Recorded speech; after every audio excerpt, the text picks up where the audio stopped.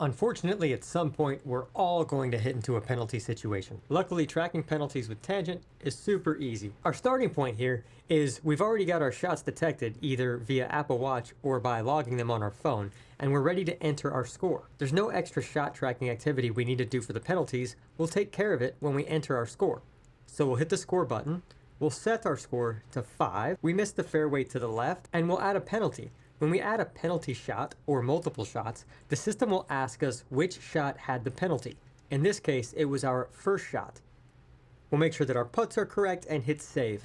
The system will automatically add a placeholder penalty shot after the shot in which you indicated. For aesthetics, or to improve the data on the back end, you can move this penalty shot to approximately where it went, so I'll drag it over here to the lake. That's not entirely necessary, but it does give me a more accurate representation of what happened on the hole. Uh-oh, things have gone really wrong and we hit one out of bounds. Here we'll go through an example where the system didn't detect the second tee shot, or you forgot to mark that there was a second tee shot. The first step is always the same. We'll enter our score.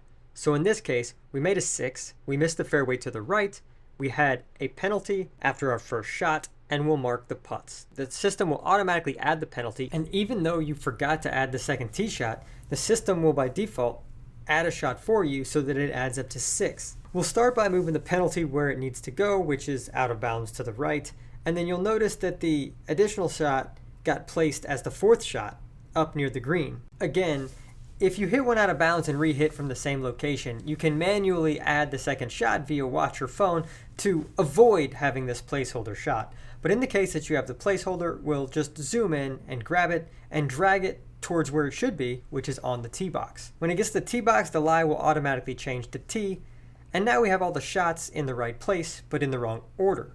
To reorder the shots, we'll hit the shots button. While we're here, we can change the club to driver, and then we'll simply drag the 4th shot up into the 3rd location where it belongs.